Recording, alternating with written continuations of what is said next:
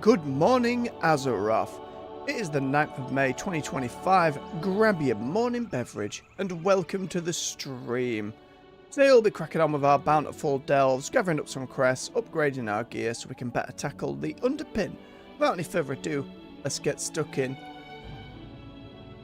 Hope you're doing well today. It's the end of the week. Keep yourselves hydrated. Enjoy your weekend.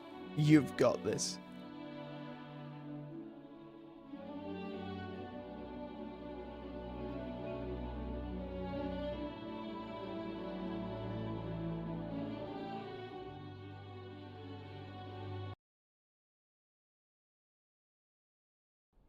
Right, let's check the docket. We have Kriegval's Rest, Earthcrawl Mines, Excavation Site 9, no Hallerfall ones, and the Underkeep. Let's crack on then. Yum. We are getting pretty close to being capped on the majority of our gear. We're not all the way there yet, but we're, especially compared to last season, we are a lot closer. I think the changes they made to making tier 11 relevant, being able to gather up those hero quests, it's just created a much longer tail on doing delves and being a solo player in that regard. The difficulty changes as well, so it's a little more finely tuned around that kind of play. I think it helps a great deal.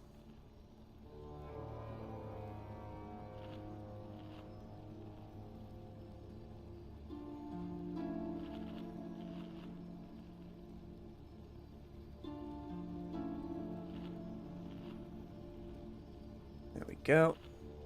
Nibble that other food, why not? Might as well use the spare stuff we got. I would still like to see, when it comes to the Bountiful delves, a little more variety. We know next patch there's a lot of one of those enchanted candles to stay safe from these shadows. Little things they're trying when it comes to delves. There's an overcharged delve mechanic, which on a daily basis is going to, from what I understand, I've only had a brief look at it, but that's going to make it so a delve on a day is going to offer bonus rewards and be tougher. So I'll be interested to see how that actually plays out in practice. Given that I tend to do these once a week, that might be a little less interesting for me. But depends how much they bump the rewards and whatnot there. We know as well that there's going to be some kind of turbo boost to the season soon. That'll be before that patch.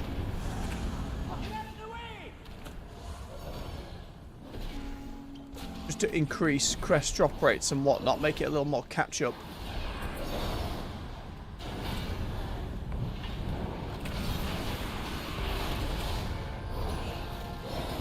Which is never a bad thing.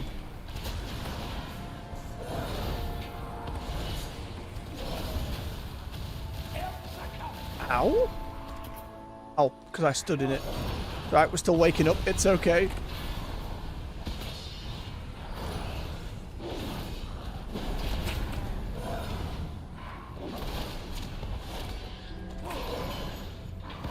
Again, I'd still like variety to be pushed a little bit. As we've said plenty of times before, we're kind of waiting for midnight to truly see how they iterate on the more fundamental design of delves. It's going to take that.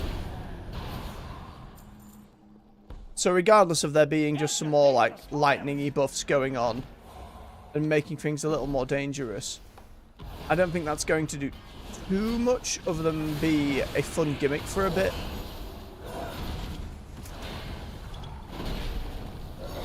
Still be nice to see, like, how are we going to iterate on this? What are the plans for keeping it fresher as we go? As I say, we are hitting the point. Once the underpin goes down, that's kind of my last gear requirement. That means the weekly cadence of streams will change in terms of what we're doing on our Warcraft mornings. Might go. There'll be certainly some more PvP. There'll be a little more collector funny type stuff.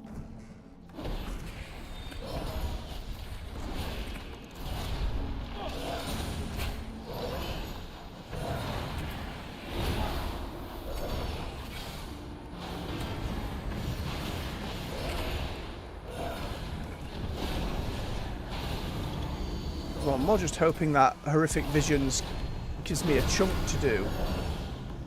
At least in terms of collecting.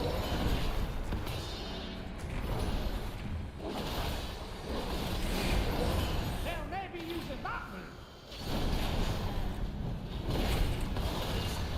Ram, we're fine.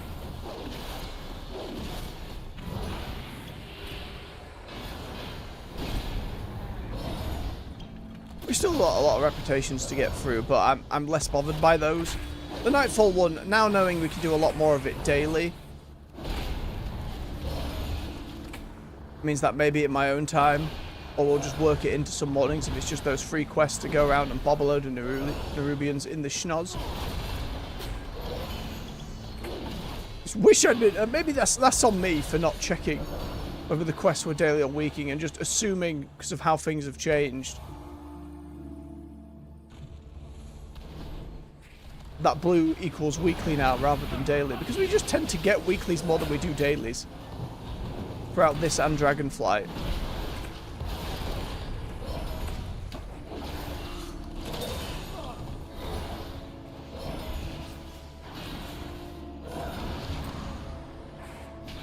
And on the tier 11 front, we are a lot comfier getting through these delves, but my health does take a good old beating. So we've gone through.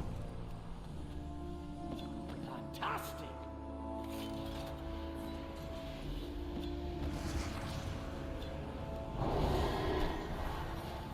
Grab our candle, keep it moving. And if they want to upgrade difficulty, they need to be a little less hesitant to punish the player. But I think again in this one, candles, once you put one down, should be considered used and not able to be picked back up again. That would actually make me consider where I'm putting them a little more. At the moment, it's just throw it down, pick it up, carry on going. Which kind of defeats the point of there being so many candles to pick up as we go. But again, as we've seen throughout the War Within, there's been a lot of hesitance around making stuff harder. Yeah, I'd have loved to have seen those early days of awakening the machine on the PTR before a load of people said this is too hard, you'll need to nerf this for launch. Because where it ended up going was just a thing where, yeah, if you wanted to grind the mount and get your weeklies done, it was a solid thing to go and do, but in terms of any challenge, it wasn't really there. I'm not expecting every bit of solo world content they do to be aspirational in the same way the underpin is. But I think having different forms of challenge for the more solo-oriented player would be a good thing to gun for eventually. I still like to see more of a focus on PvP again one day. Because again, while on different seasons, looking at some of the elite sets, you go, ooh, I'll do a little bit of PvP this season. Outside of that, I don't really feel the need to, and I think at least throughout the War Within thus far, rated Battlegrounds just seems like it's been a missed opportunity because of how slow the progression there is compared to solo shuffle and the arena activities. We want to see that ramped up a lot higher so folks find it worth doing and not an absolute slog that end up being. Like the difference we saw going from the Evoker doing rated Battlegrounds in a way to get their elite gear, through the Mage doing both, and then the Druid just doing solo shuffle, it was weeks and weeks of difference in terms of actually getting to that point. And I know it's not all about efficiency. If you were just doing, oh, this is my main, I just want to do rated Battlegrounds, I only want this one elite set, you're going to get there before the end of the season, at least that 1800 mark. More likely than not. There was a much bigger gap in the middle of getting stuck, from what I recall. But it was certainly doable. But especially as time went on, solo shuffle's queues kind of kept going, whereas rated Battleground just seemed to get longer and longer, and time of day didn't really matter.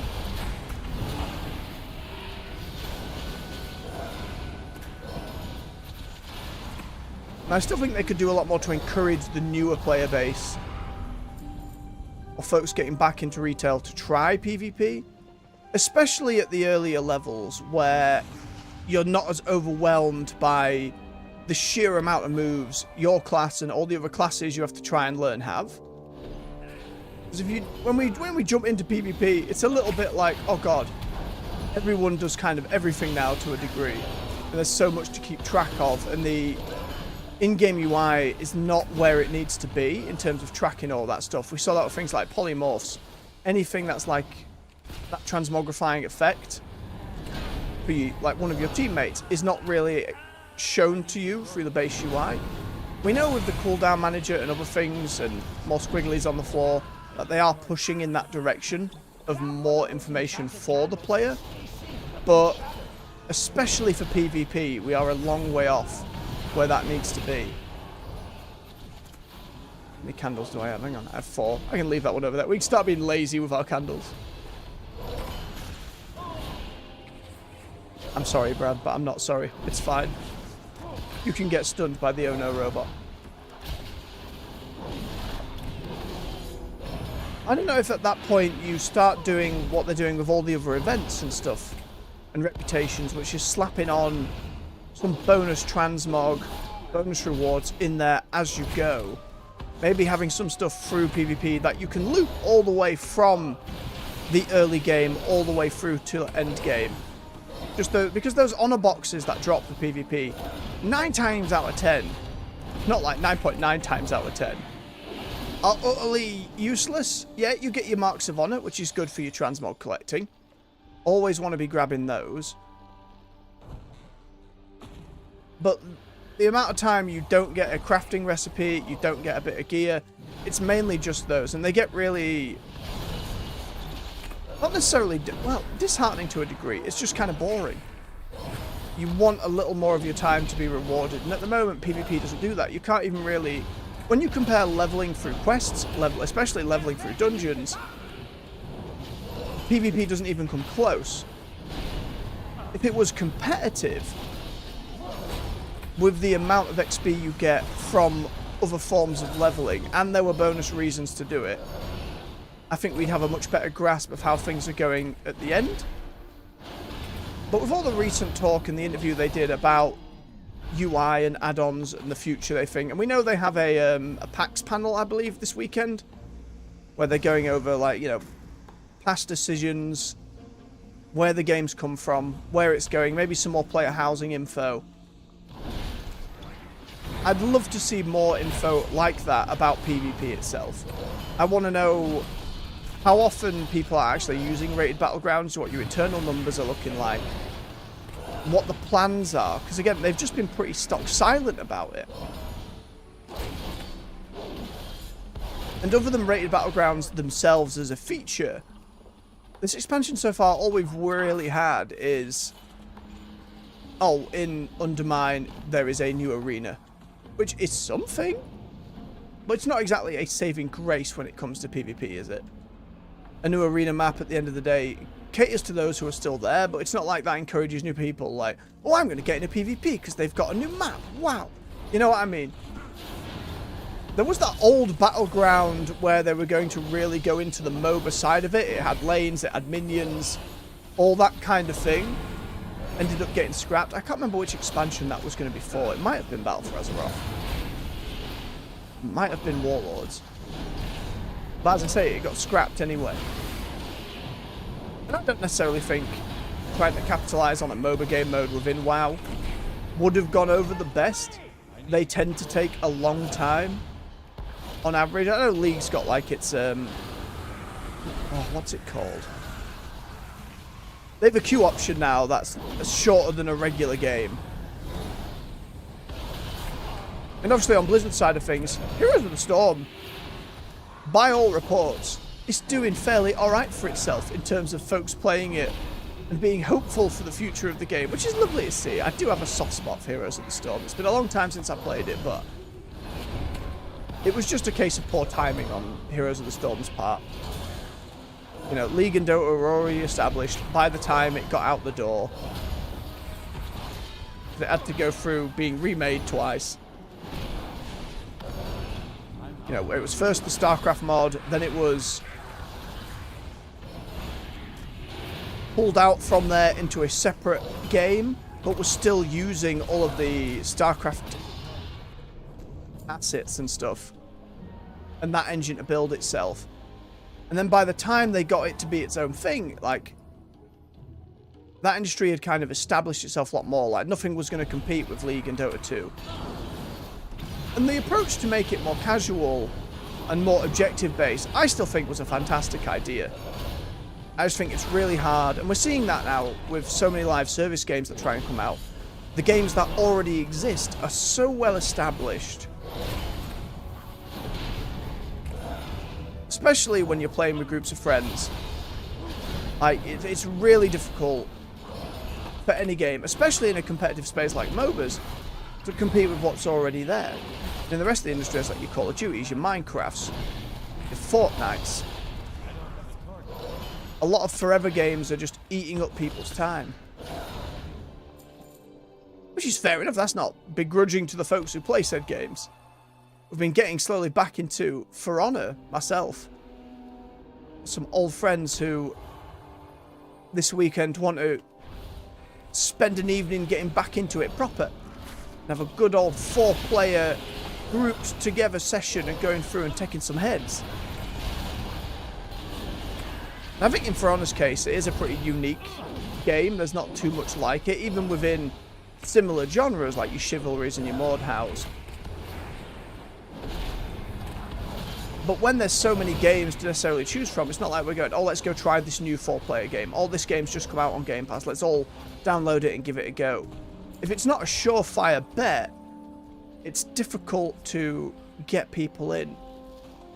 And even when you do take a risk, I remember me and a friend of mine who are big fans of ARPGs, the Diablo style stuff. We both got into the beta for like the Magic the Gathering Diablo game. I'm trying to remember the name of it, like we played the beta and it was a shit show.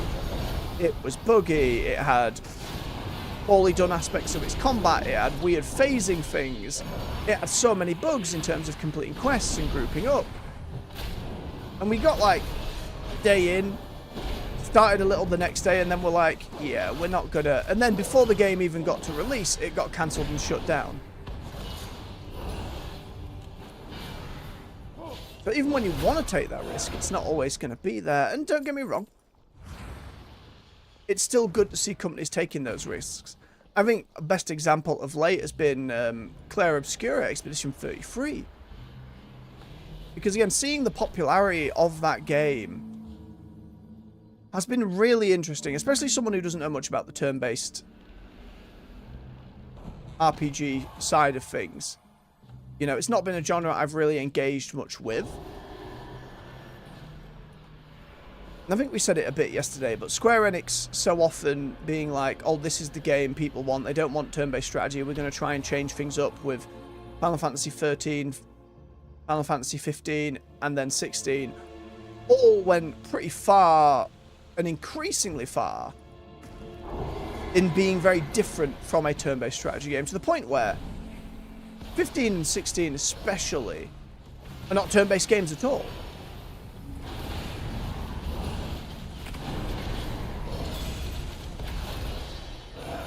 Because they didn't think it would be popular, or it wouldn't be done, or no one's going to buy it, no one's going to play it.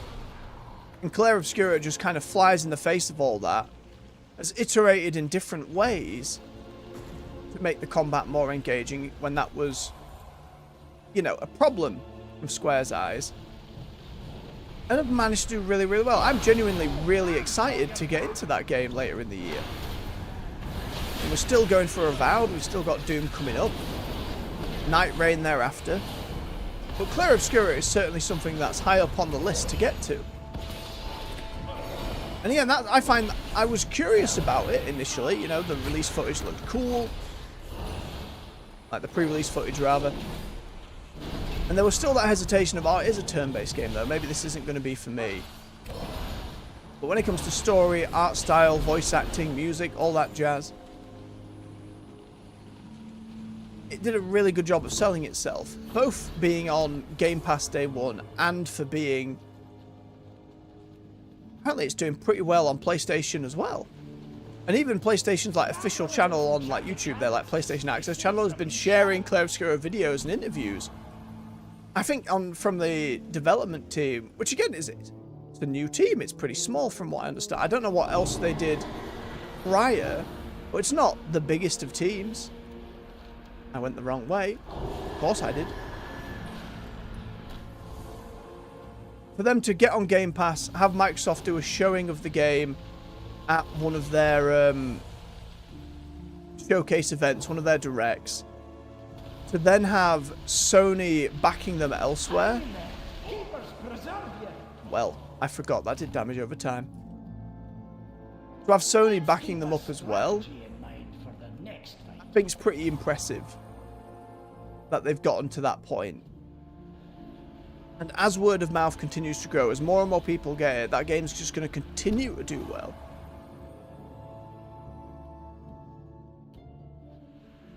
And maybe that will be a really big turning point for the turn-based RPG.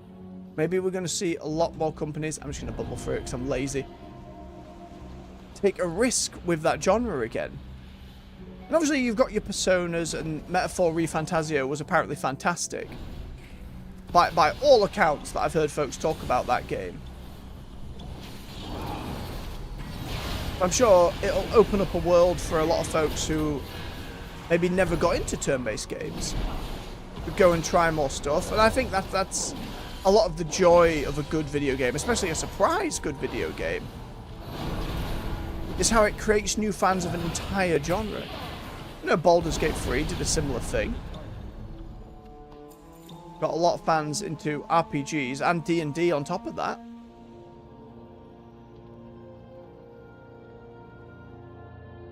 I don't know if that counts for everything. I don't know if Balatro suddenly had more people going and playing Hades, you know, that kind of thing. I don't know whether crossover kept going or not there. Not impossible to consider.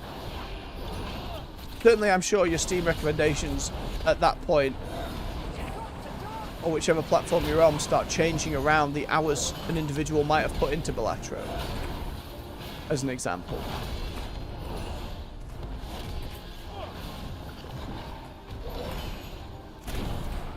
I think overall it's just a net positive, though, when a good game comes out, especially in an underserved genre.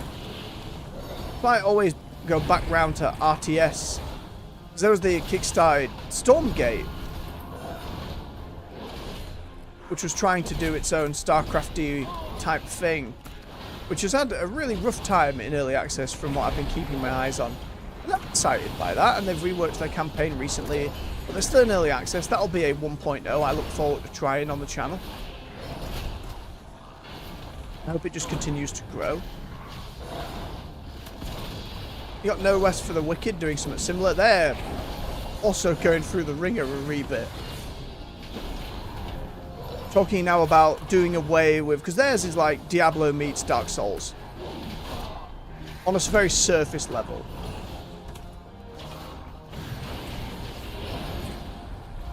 And it's really interesting in an interview they put out where they said, or a post they put out rather, that they did their attribute system just because games in the genre tend to do it and people are familiar with it.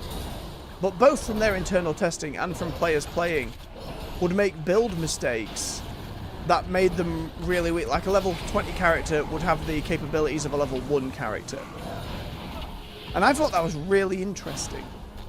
So they said, we're going to do away with this whole attribute system. We're going to find other ways for you to do your build craft. And focus on keeping it fun and getting you overpowered rather than just punishing you for quote-unquote building wrong. And I always like that. I prefer you put fun first rather than punishing players. Especially again, when you think to a more wider and a more casual audience, it's much more difficult to squirrel all that away. I think for Souls series, it took me getting to Dark Souls 3 to truly understand most of the stats, and even to this day, didn't get all of them. And then when you jump between like Sekiro and Bloodborne, Especially if you were trying to play multiple of those. It's very confusing. For your average player. Come on, Brant, let's get us treasure. Stop getting stunned by the robot.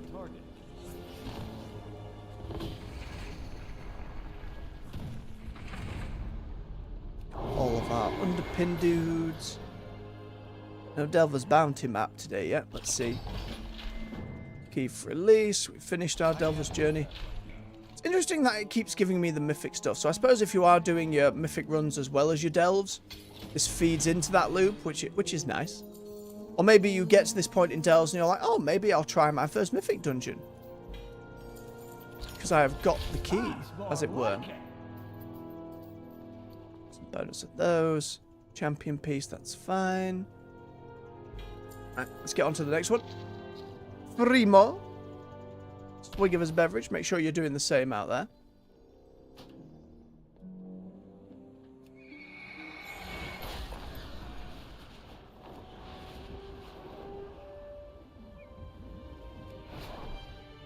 Right. To the mines. The mines. Pardon, go away. Leave me alone. I, for one, am not going to be doing mythic dungeons. I've just no desire to.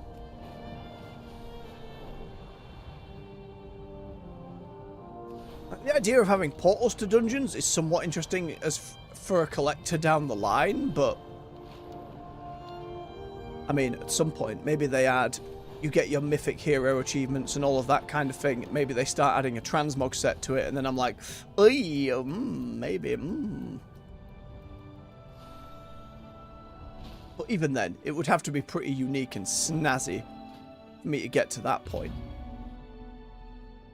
Alright, spiders, what do we got? The minecart one.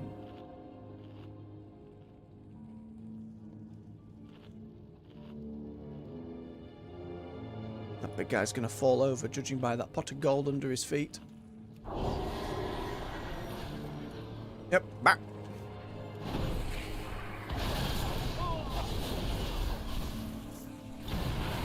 Oh, I stood in it. Those webs will summon the Nerubians. Stand in them. So many Nerubians. It's a little spicy. Try and get them on the tracks. A few too many.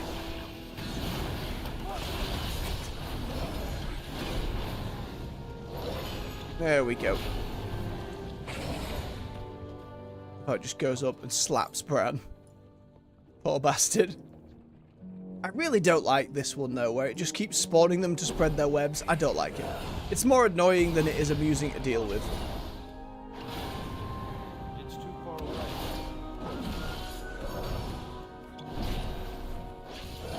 They just lope around like mayflies. Not a fan. Come here, friend. I'm out of range. Get minecarted.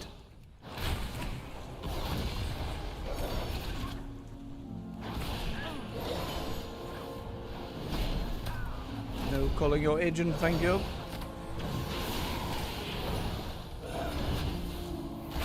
Get him down, get him down. No ads, beautiful. What we like to see. Right, where were they coming from? It's that one in the back corner, isn't it? Yeah.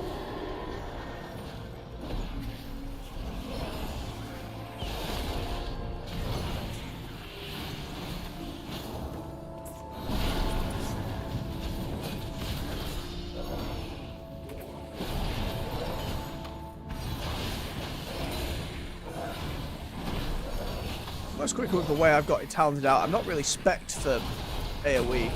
Kinda quicker just a single target. Goddamn webs. I need to get closer.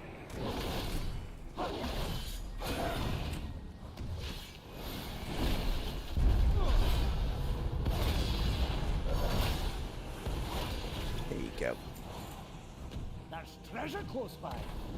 I don't think I spoke on the price changes that Xbox had come up and said in the past week, where a load of their consoles, the vast majority of their consoles, have gone up by considerable amounts.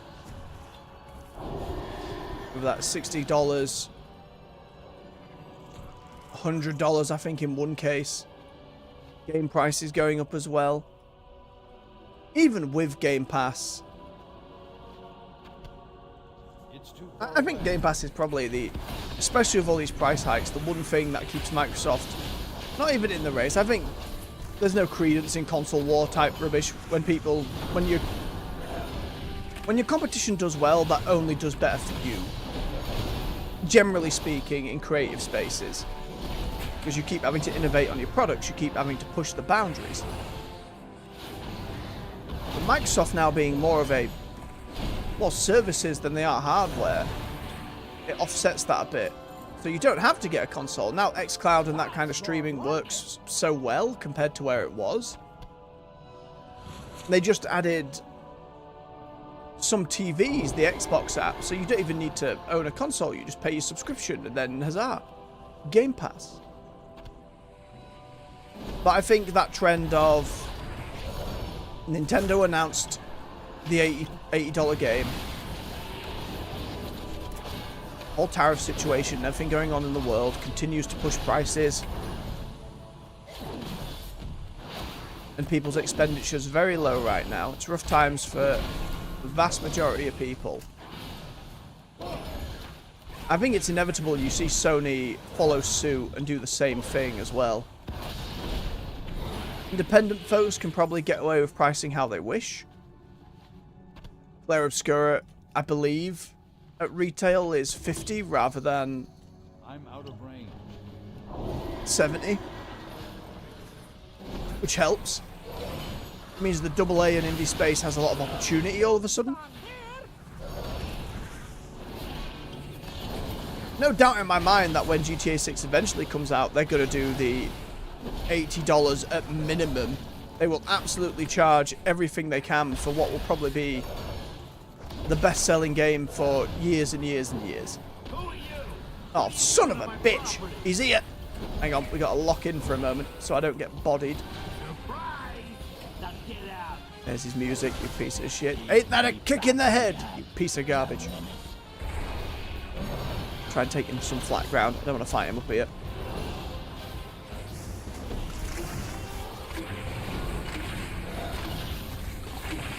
Suddenly getting triggered from all the mechanics. Q-bomb. You Monday, you piece of shit. Get out of my delve. At least we get our Delver's bounty map. I think he's guaranteed to drop them when he shows up. Oh, I knew I should have killed this web. I knew it. Obviously, the one time I don't suddenly add city.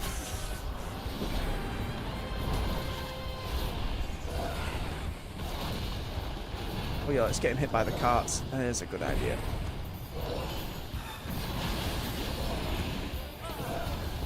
Didn't stun him, but it should still be doing some damage. Stunned.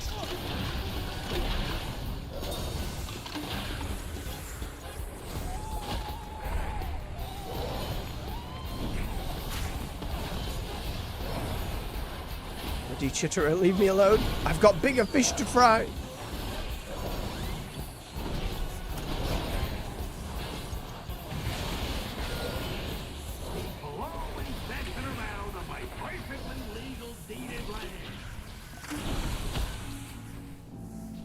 And he's away.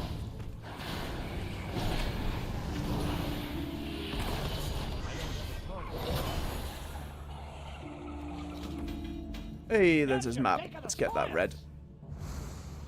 Again, for those who don't know, you get one of these maps, you can use it even within the delve as long as far as I'm aware, you haven't got to the reward room yet, and that will give you a bonus chest.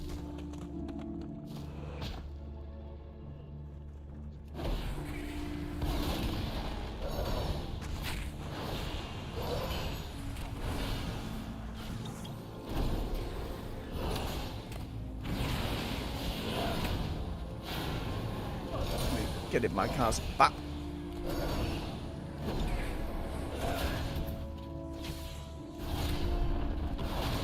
Oh, because he's stunned. That's an interesting interaction.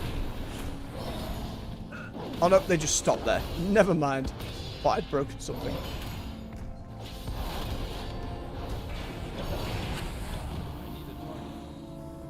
Lovely. Here's that cauldron. Fantastic.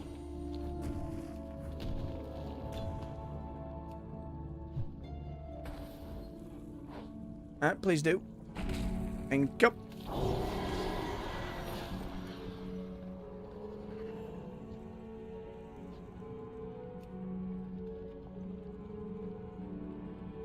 Up you get.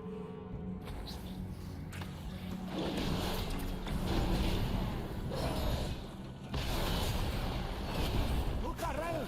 There's treasure. Silence, Brad.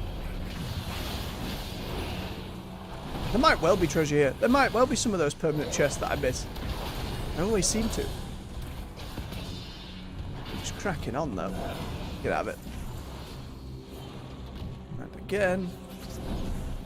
I don't think when the underpin has spawned like that to give us our bounty, I don't think it lets him spawn a second time in the same delve. The same way like in Diablo the Butcher just shows up. I don't think it's possible. What's happened to you? Let me know. I think it'd be a very rare occurrence if it does. And it would certainly be funny if it works in a way you're fighting one and it spawns him in again. Surely not. Would be very silly though. Again, I just want more weird and wacky events in delves that change things up. Again, we're going to have to see in Midnight how they iterate.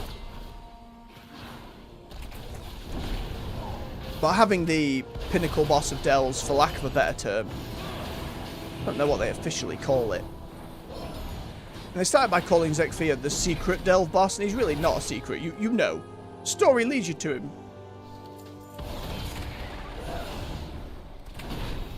But that aspirational bit for delves of getting that double question mark boss down. Oh no, bot, please. Just want to loot this tiny box. There you go. Nice find. Next, take this crate of rocks. How many undermine dudes are left? 2. One here. Where's the other one then? Can't have missed him. This one's pretty linear compared to some of the others. It's not like the more earthy ones where we can miss him. I don't have a target. Too many webs.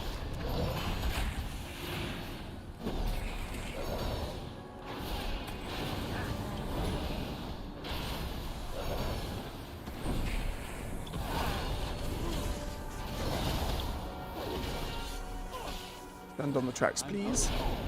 Boop. What you get for taking selfies in the middle of pitched combat. That's what I get for insulting him. Right, that one's going to despawn.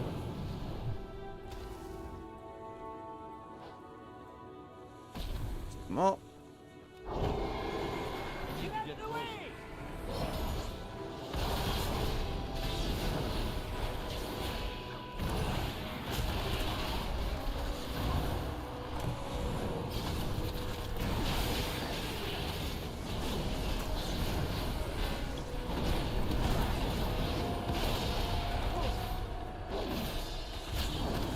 Son of a bitch, despawned already.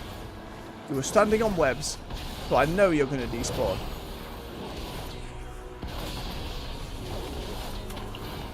Rid of that nest. Ow.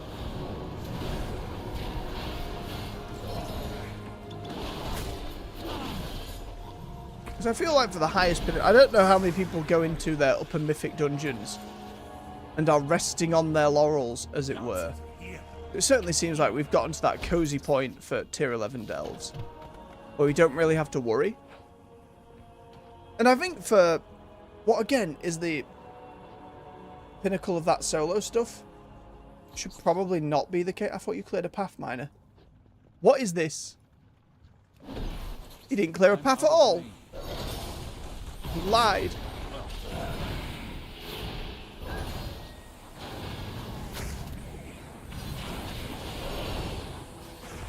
If it's the pinnacle of dungeoning, is the upper tiers of Mythic Plus. Pinnacle of raiding is Mythic Raiding. Surely the pinnacle of delves at tier 11, I shouldn't be necessarily chilling. I think at the lower level of Mythic Dungeons, folks seem to be fine. Especially where there's no timer. Or maybe let me pick some modifiers.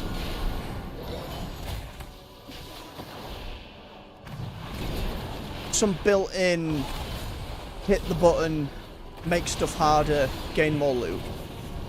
Opt-in kind of stuff. I always like those. Let the player dictate how far they want to push the experience rather than just go crazy with the baseline. Just give me a lot of options that I can tinker with. Not the easiest thing in the world, nor is it to balance, but I think it might be a way to go. Alright, let us not get bodied by a minecart this time. This should not be killing me.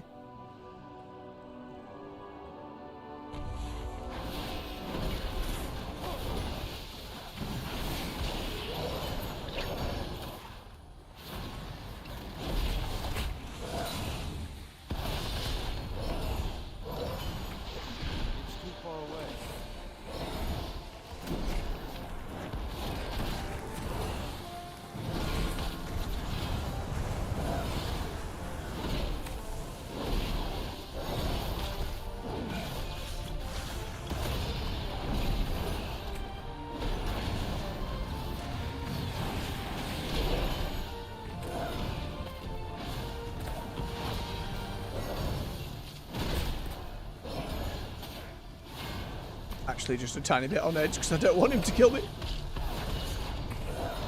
Which way are you coming from? That way, we're all good. And again, despite the fact my sloppiness got me done in last time, I'd still like that bit to be way more dangerous. At least one more minecart. Overlapping minecarts. Even then, all you'd have to do is stand here. But look at the way the room's set up, right? 4 options and these turning points. At some point, the idea was to maybe have them come in and like flip and round and rotate and be more confusing.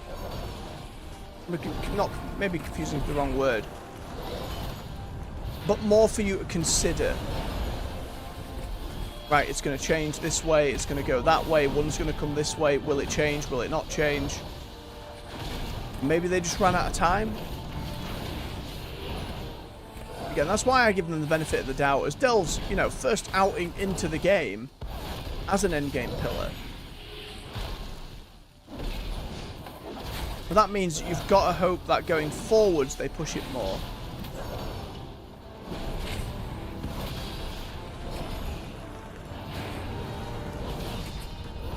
Can only hope.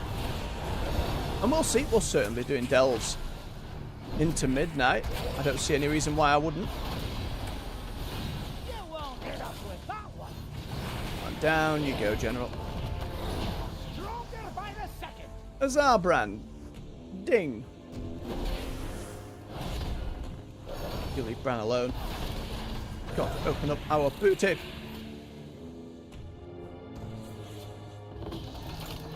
I would be more likely to get another piece of gear if I went and did 2 more tier 11 delves. Where was it?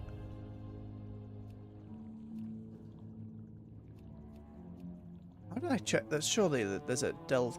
Where was the delve journal here? There.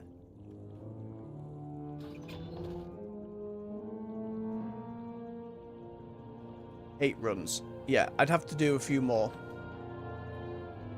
I'm comfortable getting 2 options though. We generally find something. Fantastic. Right. We have our hidden trove, which gave us some more crests. Beautiful. Also gave me a hero belt. We've already got hero belt. We're good. Shame, but I'll take the crests. Absolutely.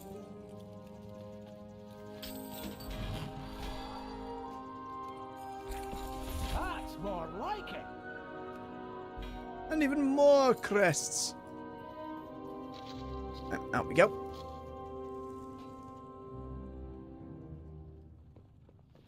Our Valor is capped out, so I think before we head to the next delve, we go to Dornagal, we do a couple of upgrades.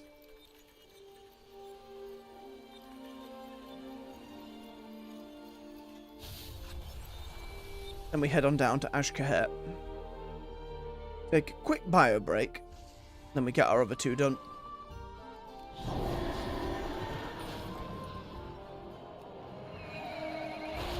Pop by Elise on the way around. There you go. Get your half-stone voice. I'll nag her every time. I can't help myself. The skies call to me.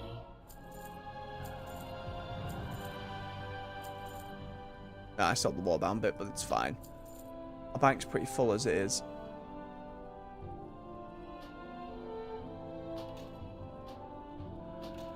Fair skies and strong winds. It's still recharging.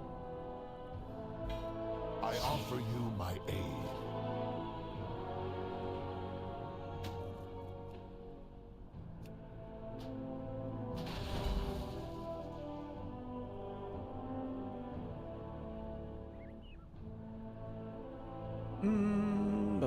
I want it to be a main piece with strength on it more than anything else. Cape next? Yes, I think so.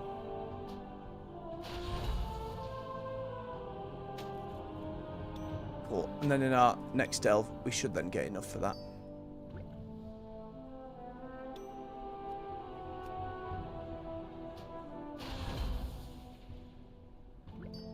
Lovely. Stay vigilant. Okay, to Ashkahet.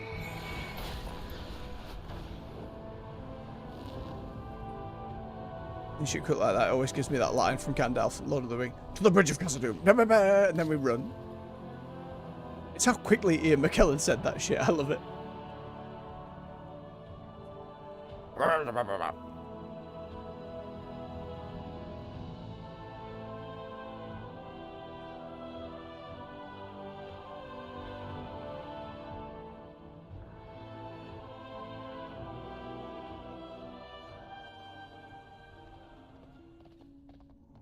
Alrighty, it is down there. Where is the flight master? We'll take the lazy route over while we bio break. There you are. I see you see my wares. And then the other one down in the ringing deeps. So I forget there is a path up and round to there. Through Ashgare. It's just a lot of going upwards. Right, stretch your leg, refill your beverage. Your leg. Individual leg. Now stretch both your legs. Refill your beverage. I'll be back with you in just a few minutes. I'll see you soon.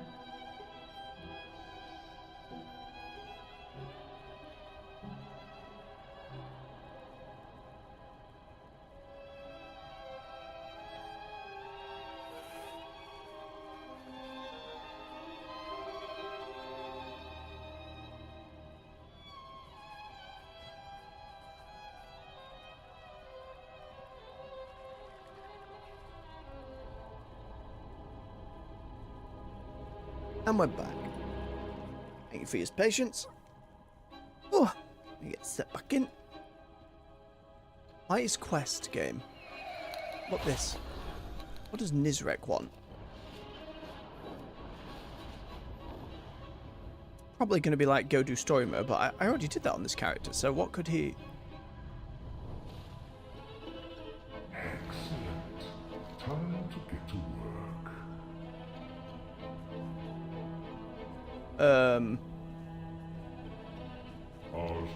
Why is there new quest to him?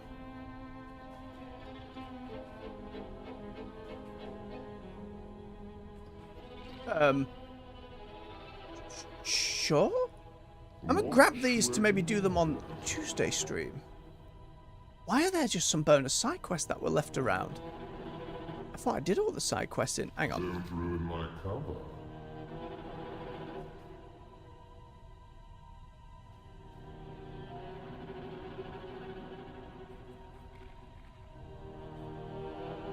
Oh, I guess I missed a quest? Keep your voice. Huh.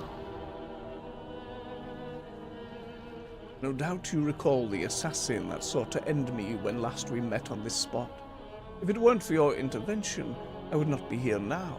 Make no mistake, if my role in all of this has not been compromised, that assassin will not be the last. I am to make my last great stand, and I will need your help in ensuring my safety until the final hour. Scour the city for more of those skulking threats, and do what you must to ensure they will not interrupt my speech. And the game never led me. I suppose I never flew by. But I've certainly stood in this spot with him, so I'm curious as to when these got activated. Like, between the Siren Isle and the Undermine, like, when did this happen? It's clear to me now that my time as Vizier is drawing to a close. The nature of my service to Ashgahed must change. To that end, I have one final task to ask of you. We have done a great deal of work in the city of Fred since your arrival. No doubt your reputation now precedes you. Seek out our allies within the city. Ask them to congregate in the Umbral Bazaar. I have a message prepared for them all. Sure, we'll come and do those on Tuesday, Executor. I suppose I need to be looking through the achievement list when it comes to quests a lot more.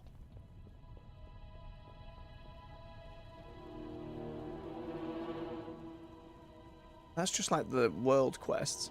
Like, a lot of them are just complete side objectives for achievements.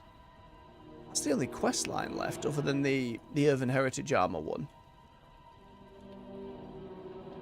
Fascinating. Right, not today though, Vizier. Today is delving to the Underkeep.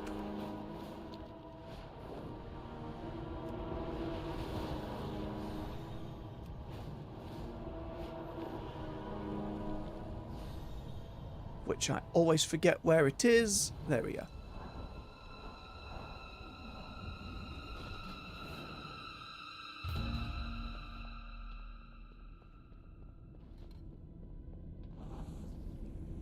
Grab our Gouda.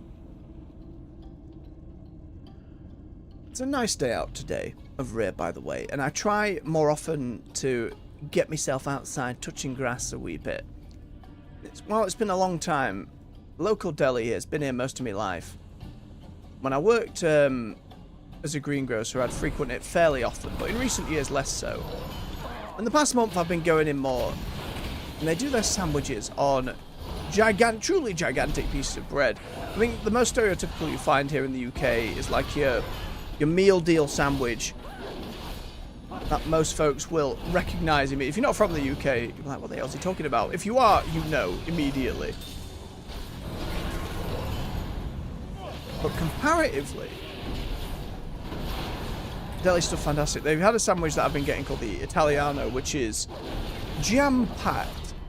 Got a few different sauces on it. It's like 3 types of meats, some olives, some cheese, bits of salad.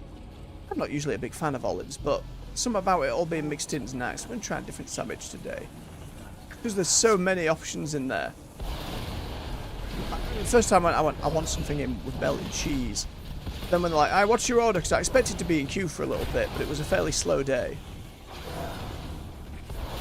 And so I panicked. I looked at the board immediately and was like, that one, the Italian. I'd do something for my heritage. It was delicious. I think we'll experiment today. We'll try. There's one on there like called the New Yorker, which I don't know named sandwiches how often they have a strict rule set of this is how you make this kind of sandwich. I'm sure for some people they do. But we'll see. It's not the longest of walks, but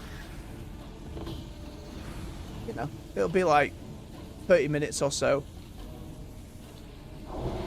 It's nice to both support local business and to get yourself a nice sandwich. And when the price of the other stuff has gone up, it's pretty solid. And again, it's a beefy bugger. It'll last me through the evening in terms of sustainability.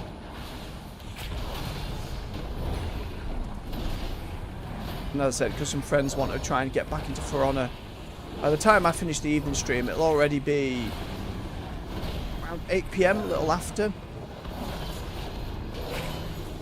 So it'll be nice to get in straight away.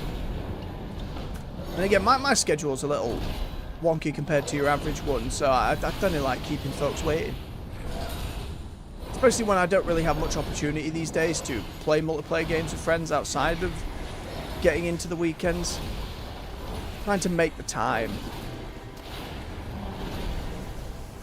and properly engage with it is something I'm trying to get more on top of. But it's important. Because again, making so many of my... just about all of my game time is now streaming. And most of the newer games that come out that I'm excited to play, I save for being on stream. And it's just kind of all the stuff, more life servicey things I get into otherwise. I play bits of Hearthstone, try and catch up on stuff that I'm behind on. But I'm not playing newer stuff from scratch or clearing out the backlog from scratch. And to be fair, just because it's big enough anyway. The Steam library never ends.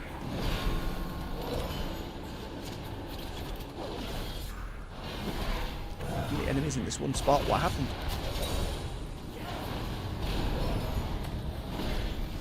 And I'm just making myself hungry. Still got edits to do before I can get myself out for a sandwich though. Still takes a couple of hours or so for the edits. I've gotten a lot faster at getting them down, but I try and be a little better about it. And the WoW ones, I'm always in my head about, should it be that same format every time? Or should I try and make it more like the edits I do for the evening stream, where it's trying to capture a moment, as most people do? But they are serving as advertisements for the channel, especially when I'm not on other platforms. And it's where most of the subscriber count has come from. That's more like it.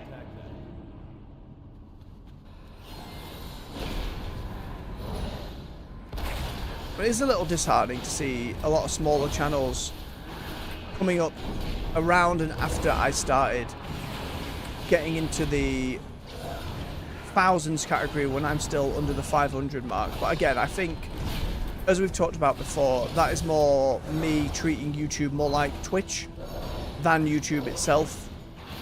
And more edited videos and less streams would probably serve me well for building a subscriber count on here, but that's just not the kind of content I have an inclination to make at the moment. I think, as I said earlier in the week, there were a lot of discussions about ideas around checking in on a load of different games, but setting the time to stream and then do edits, I'd have to do a lot less streaming. I enjoy streaming. I enjoy sharing these games and experiences, and I like WoW being the position it is as more of a morning show. I need to rest after that. I think certainly when we hit that year point at the end of July, I may have to take stock of where we're at and make some changes, but we'll see how we go. You never know with these things, because things can take off for seemingly no reason. Suddenly the algorithm feels kinder in one week than another. And to be fair, the shorts are kind of trending upward. On average, they get a few hundred views. They're starting to hit the 1,000 more regularly. Which ain't no. Again, I keep having to be reminded by folks who come in and chat in the stream that having 200 people subscribed, you just imagine that many people stood outside watching out your window, as creepy as that sounds. But you know what I mean? It's not null, and I do need to give myself some credit from time to time. Oh, I needed to blow up more of these black blood. Oh, there's more here. That's fine. Me, still not paying attention to the tier 11 delve. Part of the reason they probably need to make them challenging in more ways than health and damage. I can just ignore what's going on. Ooze, mind the ice twirly. All potions, thank you, Bran.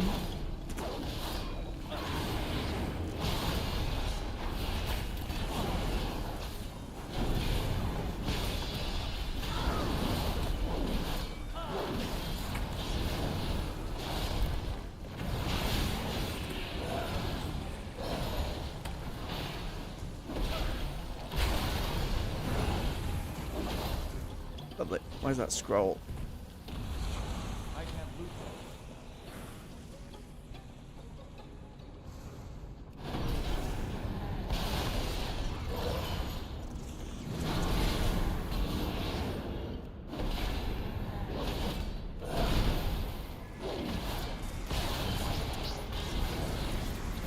Okay, that should just trigger the rest, right? Yes, but if I don't kill them, it summons the ooze. Nope, the ooze is RNG. Never mind.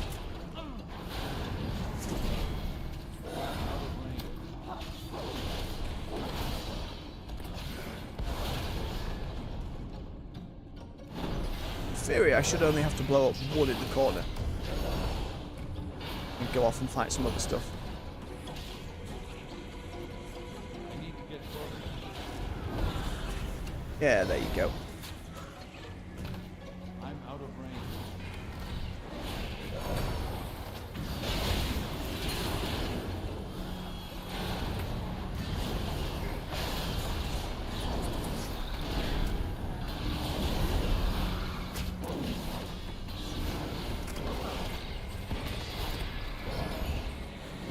A slow trail of ooze following me about and coming at me.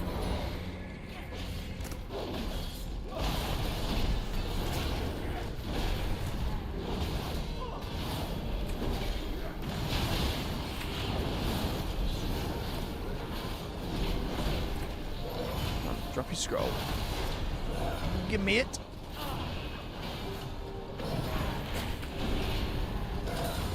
Lovely. What are we doing on the other front? 59%.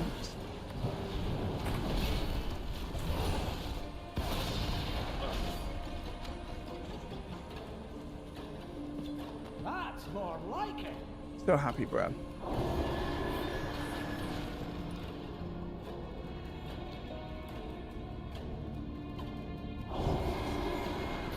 How many more bloods are about? Oh, we just trigger these two here. And it should just go all the way up and we can head in the other direction. Just means there's likely to be more ooze following us around.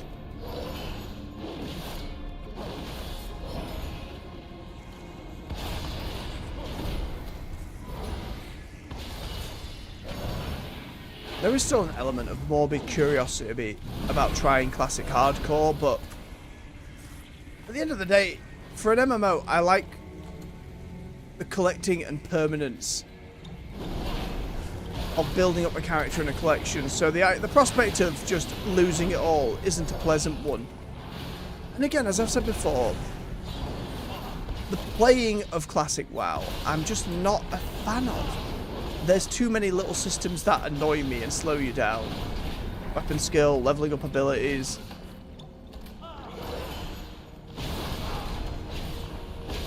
Lack of shoulder pads until you're in your 20s.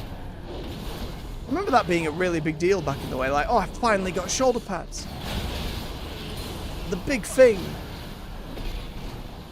that you get sold on by all the crazy armor designs. Also just the lack of transmog. And even if they added transmog to Classic, you'd still be missing so many sets. And it wouldn't feel worth it. Season of Discovery has some interesting stuff, but I can't see it really winning out. It's too far away. From what I understand, there's no inclination that any of that stuff carries back over. Good morning, Emilis. How are you doing today, this fine Friday? Ready for the weekend, I hope. Right, where's that boss door opening? This side or that side? No, of course it's the other side. Before we pull people over. Oh no. It's too far away. 2 treasure groups remain as well.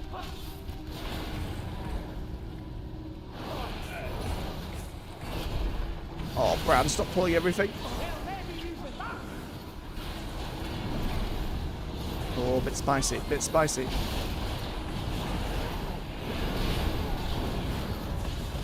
Oh, don't pull the big fella. God damn it. Heads that one. Should be fine as long as we don't get caught out by abilities. Ah, best of luck. Going for the Phoenix Mount, I assume. I can't remember if Kel'Thas had any interesting transmog outside of that. It's been a long time since I've heard his ridiculous shouts. Shala Bellinara Fanore! Bless him. As much as he's come back and it's definitely become a meme, if not tiring, I do enjoy his dialogue. Now, best of luck. I hope it drops for you. How did you fare with your Siege of Orgrimmar runs yesterday evening? End up getting those shoulders, or do they still elude you? Because there was like those legendary weapons you kind of had to pick up for the fight, which I'm sure at the time was a hell of a thing.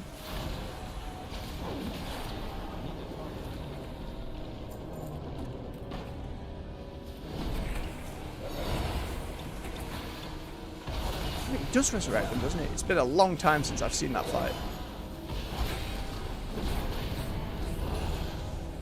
Oh yes, that was the other aspect of it. Like we were talking about the other day, they need to have a couple folks on the team dedicated to trying to go back through old raids to make transmog runs less frustrating. Thread the needle. We don't need the other underpin group. We're fine. We're not going to get any more crests. Fair enough. Hey, no wrong with touching grass. It's okay. I need to get closer. Shoulders ain't going nowhere.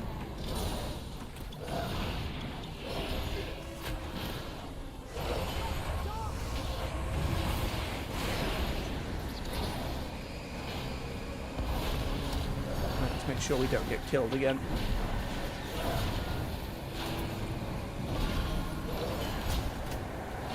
Many frosty beams. This boss is just a reskin of the Venom version. The mechanics are exactly the same. More delves. Need to do more for me.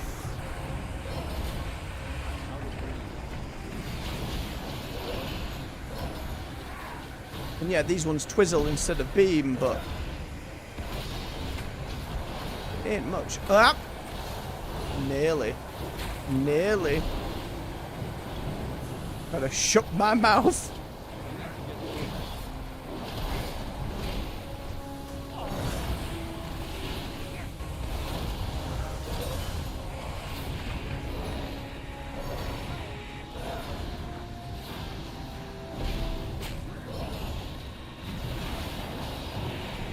Right, we just focus up for a moment. We lock it in.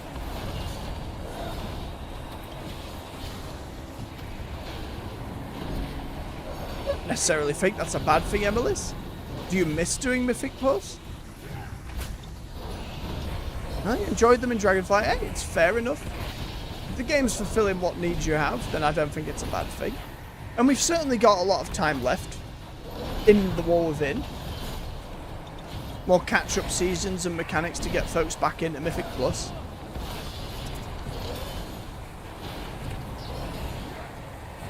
There's every opportunity it'll come back around for you.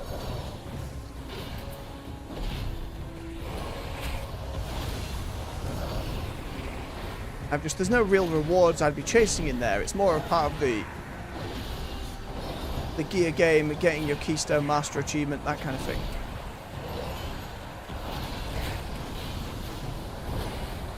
You would have to go through and start getting to the point where you'd have that level of gear. I think delves certainly help with that. Like, I'm getting rewarded with these mythic keys now. That was the one in my inventory. Yeah, a level 2 key, which indicates to me my gear's at that point. No, a little dangerous. Nothing old Bran can't get through. I don't think it's inherently a bad thing. I don't have a target. Again, until delves, the gear game never really engaged me at all. But now I'm pushing it, and we're nearly... Most of my gear is nearly all hero, and nearly all fully leveled hero. Which is very surprising to me. But again, the moment I kill the underpin, I'm not going to be bothered. Oh, hello. A backpack? Goodness me. Transmog. Voidy backpack. Sure, that will go nice on some transmogs. Thank you, game. Right, one more delve for the morning. I only tried a private server once a really long time ago, and it was more because it had a constant... not Raffi Basin, Alterac Valley going on. And it was just a mess. It was amusing, but an absolute mess. Oh, with that, you'll be fine getting through delves. Again, as long as you get into tier 8, that starts bumping up your weekly vault for the delve track. And LFR, especially if you're on the lower end of the gear spectrum, certainly gives you a little bit of a bonus getting up and through. And again, you're already around and beyond that point, so... And obviously, I don't know where the gear numbers sit for getting into and through Mythic Plus, but especially for the base level of doing Mythic Dungeons, to start up that gear game. And give yourself some more credit, you'll probably be fine.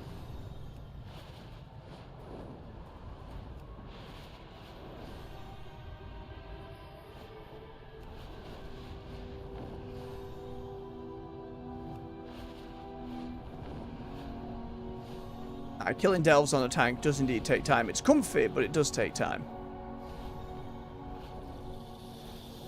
622 is pretty good. It took me a while to get to that point, just doing the delves. And it just depends what you're trying to get out of the game in terms of doing mythics. Is it for the sake of doing them because you find them fun? Is there a reward waiting for you at the end of the tunnel?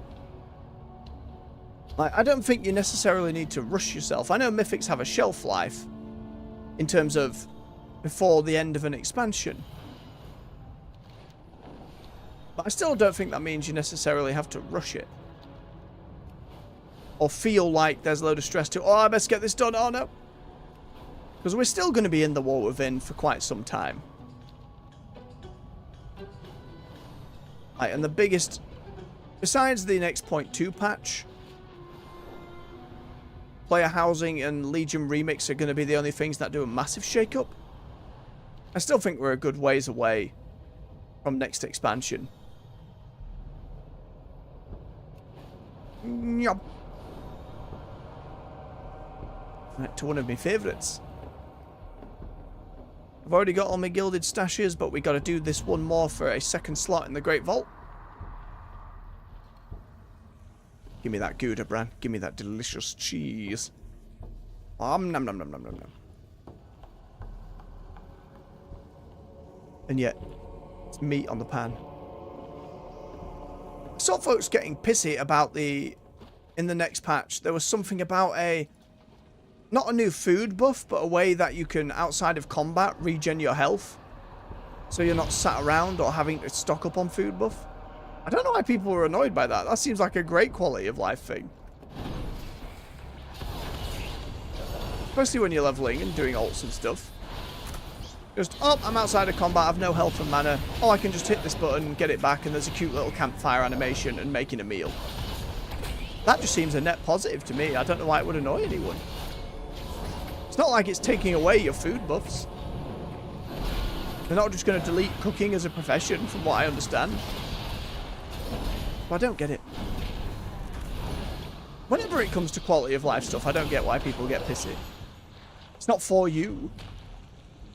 If it makes you annoyed, it's not for you. And who cares how other people play the video game you're playing? It shouldn't matter. I mean, I get comments from people who are annoyed, like, oh, you're still playing retail WoW, and it's like, well, yeah. I enjoy this video game. Why do you care? If you enjoy playing Classic, fine. If you enjoy other MMOs, fine. I'm going to play what I enjoy playing.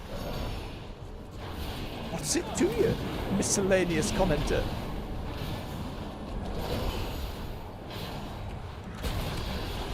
Get out of it, tentacles.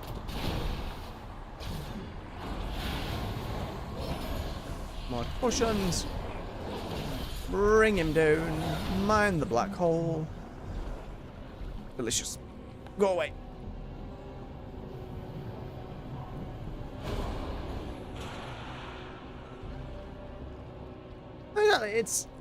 It's this weird elitist thing.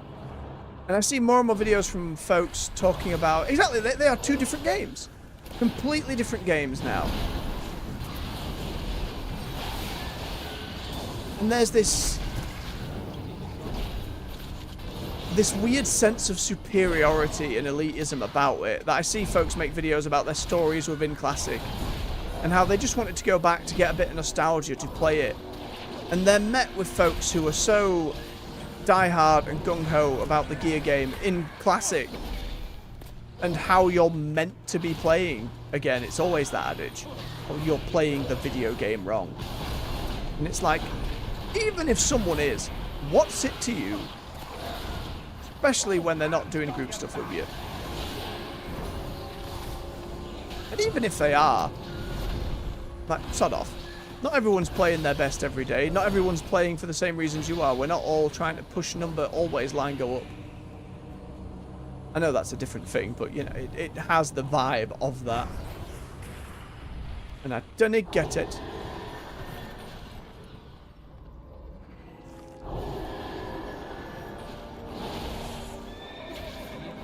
Should be fine. Maybe I'm pulling a little more than I can chew. Potions, Bran. Delicious potions. And I think for the health of WoW, we bubble, in and of itself, especially when Classic was first launched, absolutely keeps the game going both for Classic and for retail. Oh, I'm going to go down.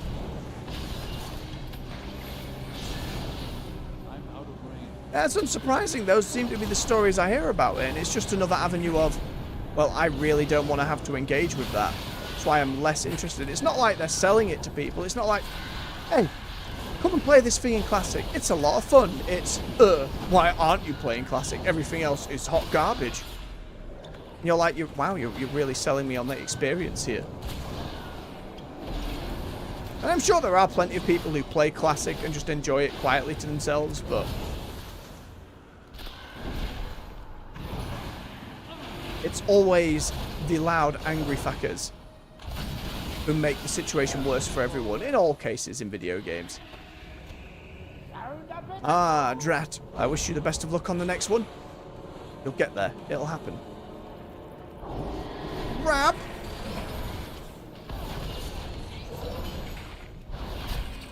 Pull too many again. Swap to those first. Oh no, I can't. I have to kill Crab first. It's going to keep making me take more damage with its debuff. Made a mistake.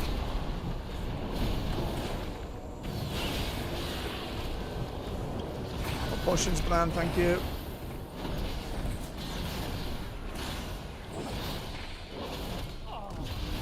At least that's a lot of options. There's every chance it'll drop.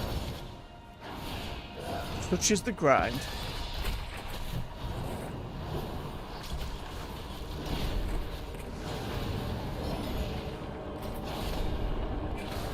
Go, stop hardening, all good. Mind the purple blobs. Grab potions. He's going down, we got him, we're fine. That debuff is getting really out of hand though. 50% more physical damage taking is not great. There you go. And then just bop this snake, which should be fine now.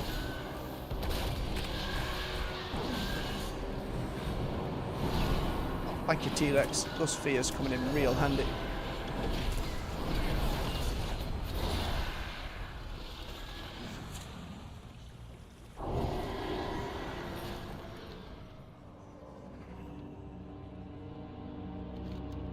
Get ourselves up and around.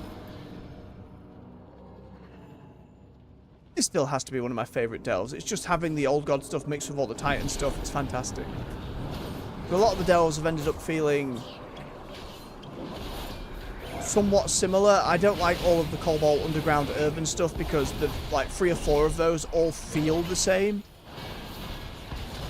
The Mushroom delves all feel the same. 2 Underwater delves just feel the same. Not all differentiated in the way that I feel most dungeons are. I think that's the other aspect of delves when it comes to iteration in future expansions that I want to see. Not just the bosses looking different within a delve, but the delves themselves.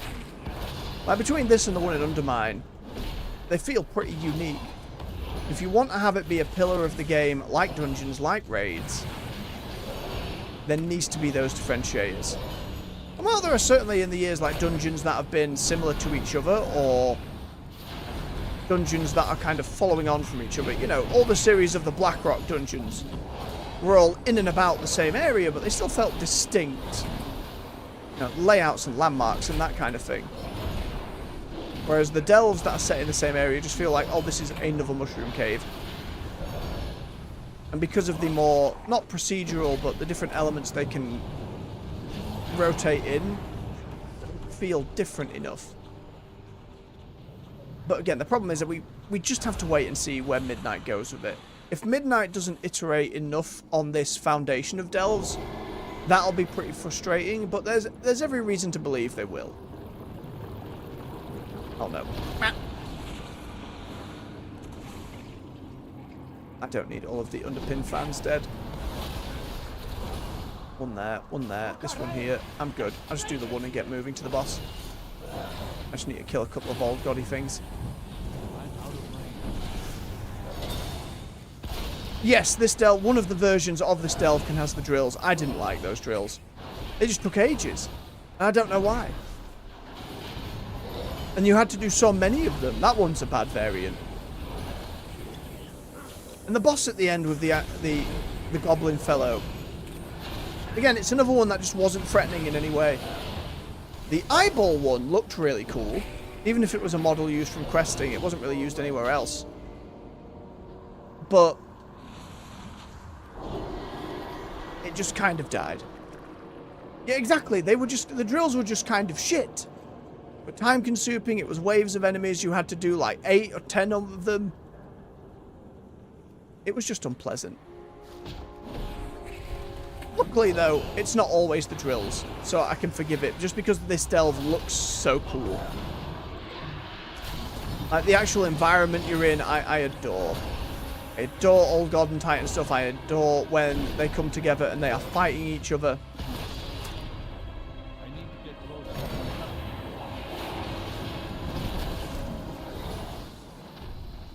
I'm out of range. But it's a little comfort when you're... Uh-oh, I let that hit me. That's not good. And he's going to do his buff where he does loads of damage.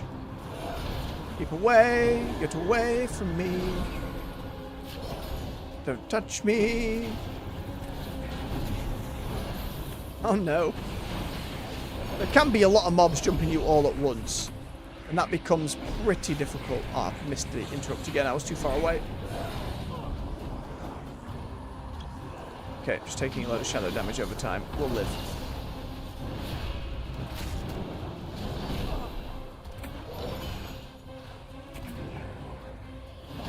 Okay, start moving away from him. Don't let it boop you.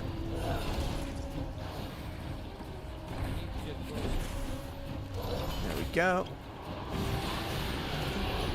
There we go. Interrupt that time.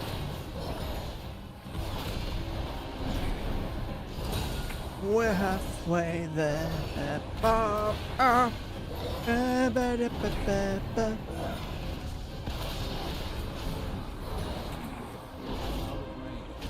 Alright, and I think that's one of the most frustrating things about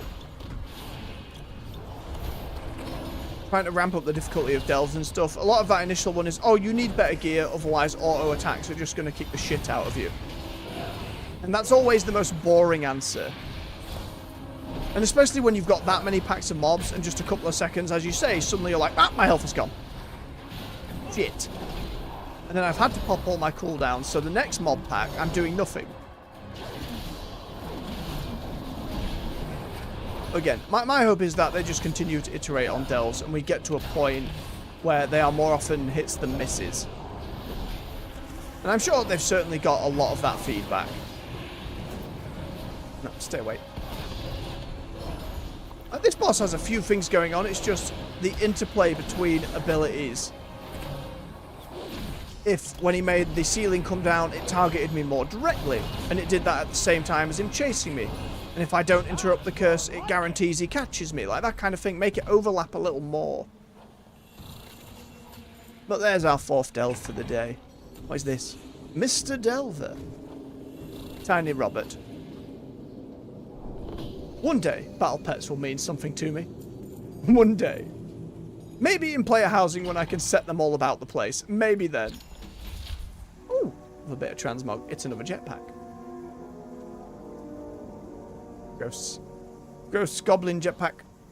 But we'll take it to the collection. And there's our coffer. Beautiful. Lovely. Let's get ourselves back to Donegal and we'll call it for the morning.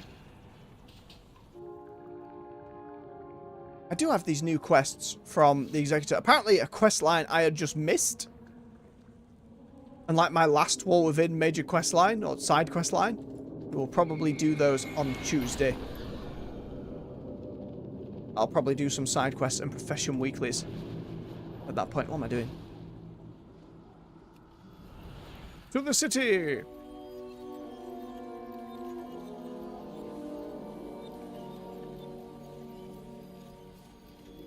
Should be able to do one more upgrade as well.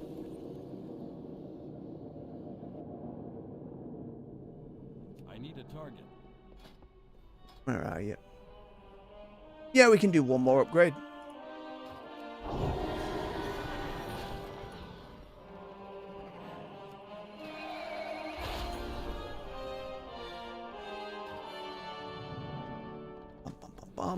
Make sure I can't do any more transmutation. No, we're good. Unity, find strength.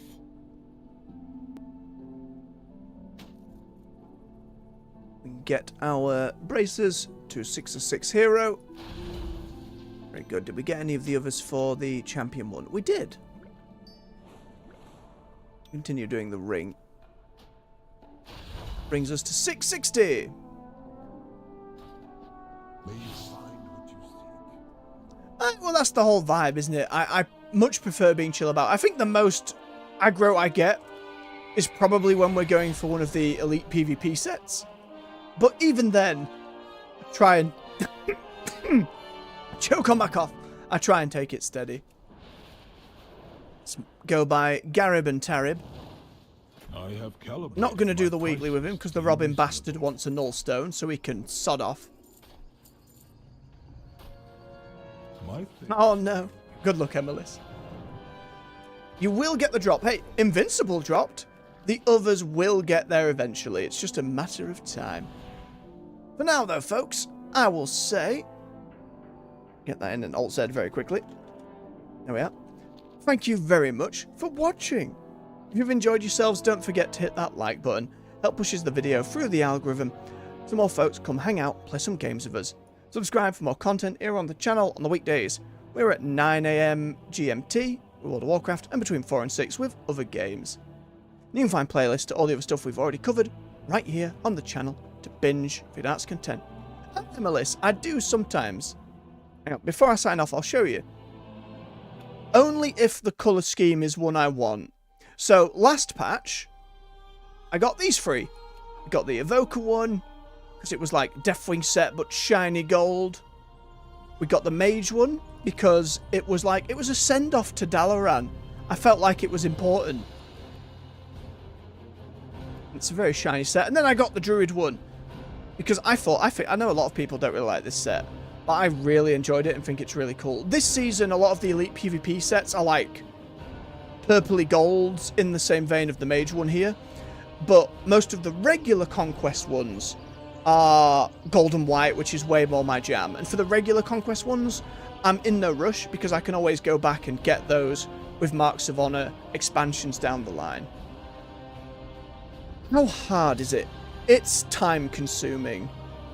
Right, the easiest thing to do is to go to a website like Icy Veins or one of the other guides' websites, have a look at the PvP builds they're doing, see if it's a playstyle you're comfy with, what they recommend for your spec. And I always dink around with the talents a little bit. I tend to go for more survivability than damage because I get shit on. Add-ons help an awful lot. I don't use add-ons, but you can do it without them. But especially when it comes to how to get that rating up, they are very, very useful. There are rated battlegrounds these days. I've talked about it a bit before. The problem with rated battlegrounds is the queue time's really long. The speed at which you get your rating up is very slow. And when you lose, you can lose a load of that rating. So the fastest thing to do is do your world PvP quests in war mode for the bloody tokens.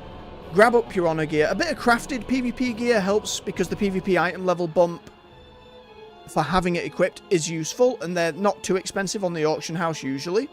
So you'd start by getting yourself the crafted PvP gear on the auction house if you have the gold. You then, in Dornagol, there's the fella by the gates. That's gonna... Ow! My elbow! Hit me funny bud. We're fine. The guy by the gates, Ruffius, gives you your PvP weeklies. You pick up the ones you're happy doing. The bloody tokens get you gear that's a step up for just around the honor gear. And the weapons from that can give you a big bump in. Because you can't get the conquest weapons until you hit a certain amount of rating. And then you get it sent to you in the mail. Or you get some tokens sent to you and you can pick the weapons you want. And then once you've got most of your conquest set, or at the very least, all your set is like bloody tokens or honor gear, you don't really need to upgrade your PvP gear because it all goes to the same item level. So what I'd recommend is the bloody tokens, the honor gear, and once you've at least got bloody token weapons, then start grinding your conquest, which you can do for your weekly quests, which you can do from your daily wins in each of the playlists. Then the real grind begins when you get into solo shuffle. Now again, I have chat turned off these days because, as you'd expect, people can, from when I did it in Dragonflight before I started streaming, people can be a little shitty. But understanding best practice from guides, trying to, in the middle of a fight and there's 3v3, understanding, right, are we going to be able to nuke down the healer? Are we swapping from the DPS? Learning your classic, when is it best for me to pop my cooldowns? When are they popping theirs? What does this all look like? And that's where class knowledge comes in of the wider game.